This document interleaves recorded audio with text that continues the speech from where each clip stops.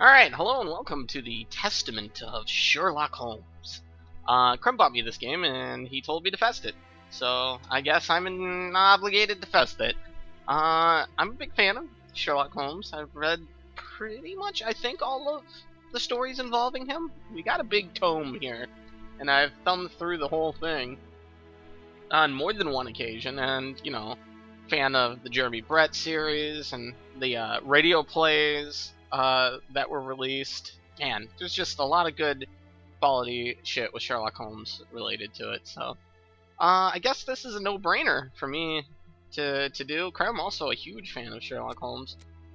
Well, at least the radio dramas. Yeah. So I guess we're gonna play. New game, yes. Let's see here. Whoop. Sherlock Holmes. Oh man, this is gonna be loud, ain't it? Can I skip that? Yeah. I turned the sound down and everything. It's already back to where it was.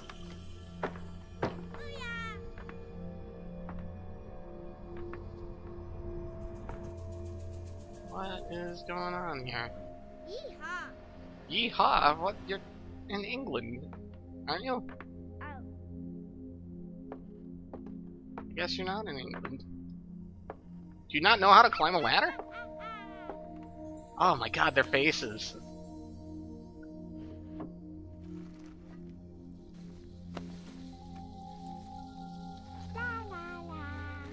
What kind of children play like this? Oh.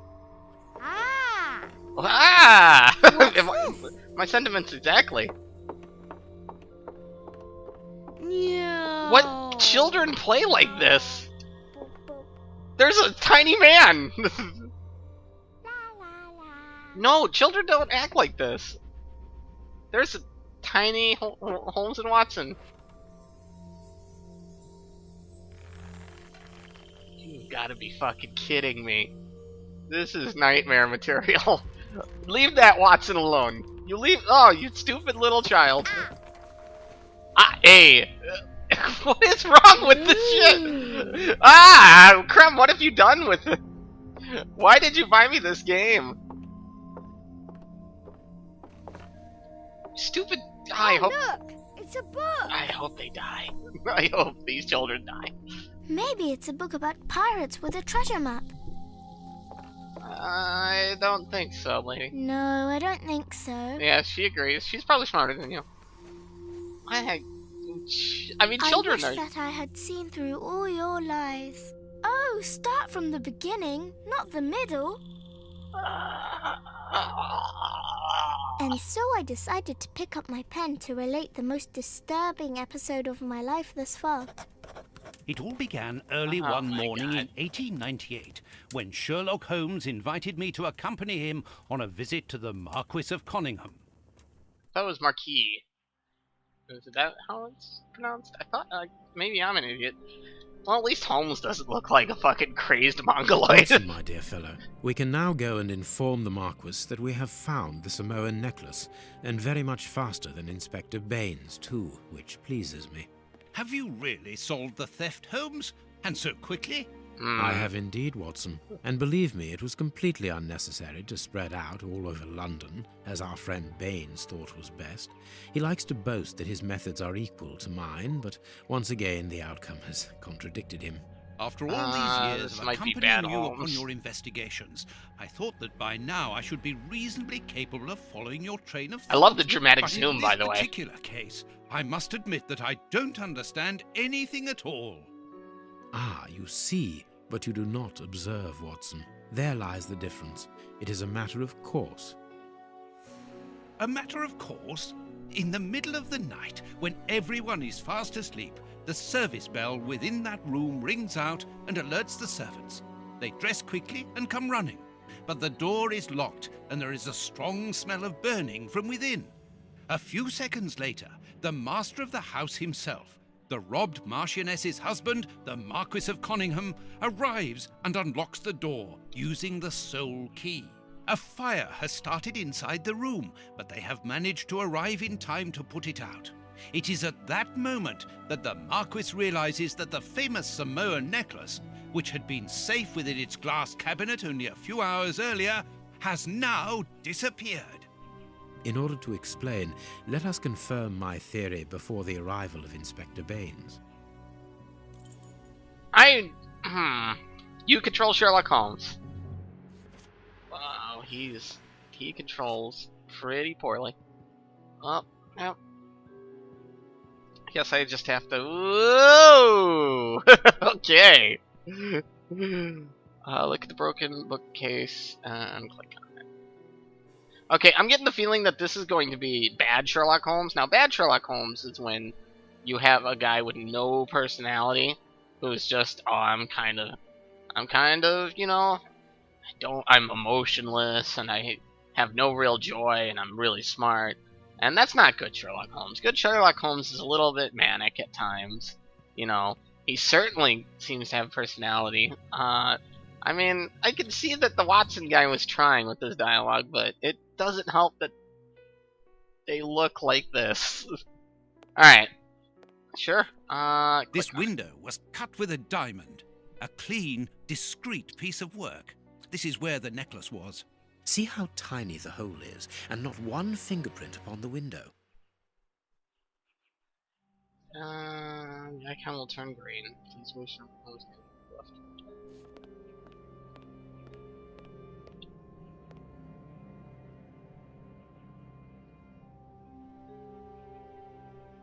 A mark, undoubtedly made by a diamond. Someone tried to cut the glass, but he was interrupted. Therefore, the thief tried to escape through the window, but he was interrupted. Yep. All the windows are locked. They've not been forced. Man, I don't know about this game, Krem. Those children were really fucked up, and, like, Holmes is kind of a bad guy. Look at him. He looks evil. Look how evil he looks. That fancy fucking barbershop quartet vest isn't gonna stop me from thinking he's evil. Alright, go to the chimney. Yeah, I still love this walk animation. This is not how you Holmes. Alright, take it.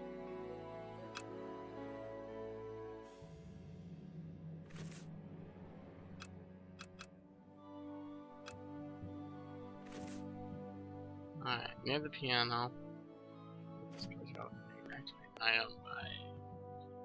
Let's go in with central wheel mouse. Alright, let's see here.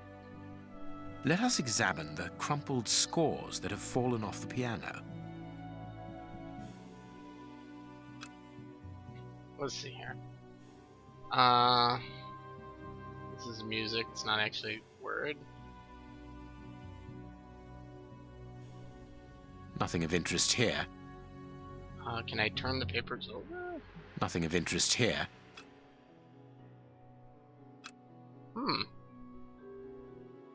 Well, let's see. It's not on the... These sooty prints were left by a tiny hand. I don't understand why these music scores are covered with soot. What do you think? He came in from the fucking... Dumb Watson. I always enjoyed smart, capable Watson in my fucking Holmes. I'm always disappointed to see dumb Watson. Ooh boy. This is hitting me in a personal place, guys. Alright. You dumb! Hey, what's up, guy? That is... Did you bleed on your mustache? It looks like you got a rash, dog. That is a cool tie, though. And a pocket chain. Alright, there are some nice details. Keep pressing L shift to make your character run. Ooh. Ooh. Alright. Alright. Move the character just...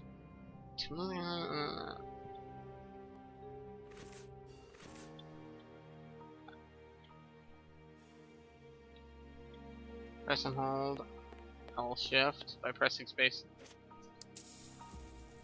Oh, thanks. I was just thinking how I didn't want to think.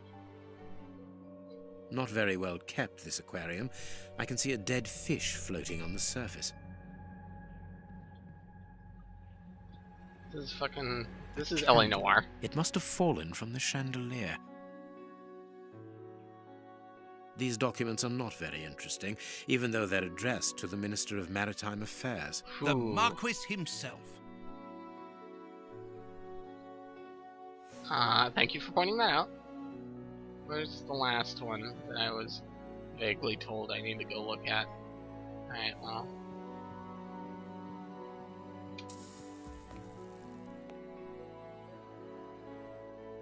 When the servants arrived at the door, having been alerted by the bell, they saw evidence of the theft and the fire, but they didn't see the thief. This door is very hard to force. The Marquis is the only person to have the key. The thief could not get out through here until eventually, when the door was opened by the servants. Alright, let's just keep activating.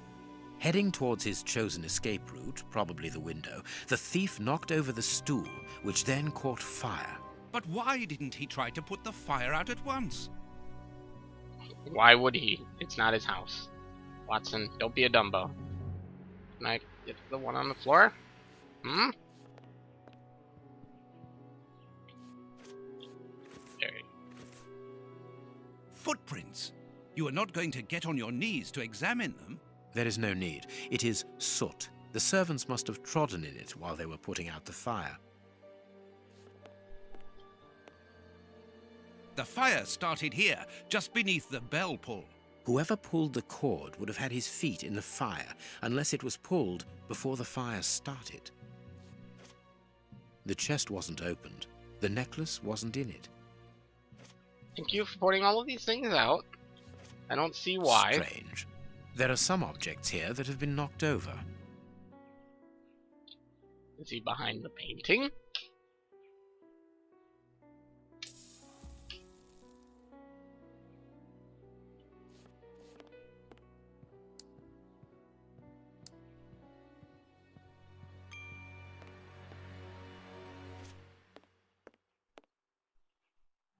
This draft screen makes an ideal hiding place. As the theft was committed at night, I conclude that the thief hid himself behind the draft screen and waited until he was alone in the room. They didn't look! This room is very not big!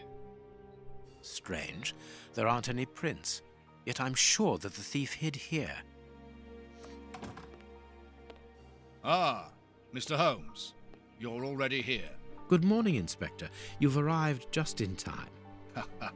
Scotland Yard arrives like the cavalry, always in the nick of time. Ah, but I know that satisfied expression, Mr. Holmes. Have you already solved the case? His eyebrows twitch It's slightly. possible. We have retraced the thief's rather unusual footsteps. He is a true acrobat. But what I cannot understand is that when the servants entered the room, there was no one to be seen. An acrobat, perhaps, but an invisible one? I do not think so. The only explanation is that the thief escaped before the servants arrived. I don't know how, but there is no other way. I mean, there's always another Half way. a point for the doctor, nil for the inspector. I am pleased to see that you find the situation amusing, Mr. Holmes. Very well, then. You look Explain. like a chimp! Dr. Watson was correct when he mentioned Ah. acrobatics, but he is mistaken about the nature of the acrobat. As for you, Baines, you're quite incorrect, as the thief was in the room when the servants entered. Why do they keep Explain, for jittering heaven's about? sake, Mr. Holmes. Why do they... Watson, how could a thief be missed in the middle of 8 men? I don't know. Because he is very small? Stop teasing us, Holmes. Exactly, because he is small and remarkably agile, You're thinking of a monkey? and a trained monkey at that, without a doubt, a Leontopithecus rosalia from Central America. Huh? The Huh? animal had been hidden inside the room for several hours, calmly awaiting the signal from his master. Once night had fallen and the room was empty, a high-frequency whistle alerted the monkey that it was time to begin the procedure for which he had been trained. The monkey emerged from his hiding place and used the point of a diamond to open the glass cabinet and steal the necklace. He headed across to the window by the chimney, but knocked over the stool, which in turn knocked aside the fire guard and started the fire. The frightened monkey jumped from the chimney by swinging from the bell pull, thus alerting the house servants. He then went to the window and began to use his diamond to cut a hole, but was interrupted by the staff trying to gain entry via the door, and he panicked again. He ran across the piano, scattering the music scores onto the floor, before hiding inside the chandelier, knocking over a candle. Finally, the servants and the Marquis entered the room, leaving the door open while they put out the fire. It was during the confusion that our agile little thief made his escape through the doorway. As simple as that. A brilliant explanation. Yeah, but Bravo, how Holmes. does that? How do you And know the it's a necklace? monkey? I can see it from here, my friends. It's right in front of us. We have searched the room from top to bottom, Holmes. How were we unable to find it? Because we paid insufficient attention to the only victim of this affair. What victim? No one is dead?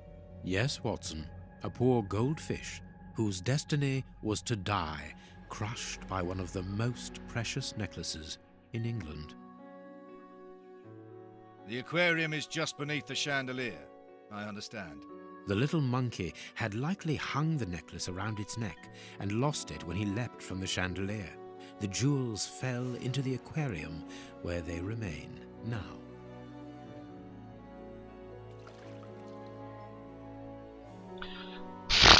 Ha! What? No, dude, don't just get a dramatic zoom in like this is plausible. First off, Here is your necklace. elementary, my ass. Wet. Mr. Holmes, this brilliant demonstration does credit to your reputation. Thank you so much, Marquis.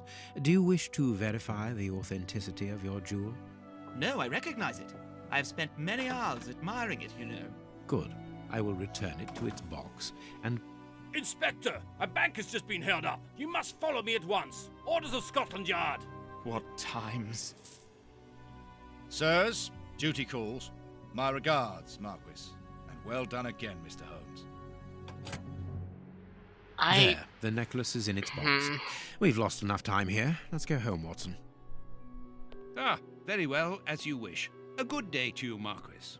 With pleasure, gentlemen. Alright, we're gonna just pause here. We're gonna just hit the escape button, even though it'll skip us past 70 things.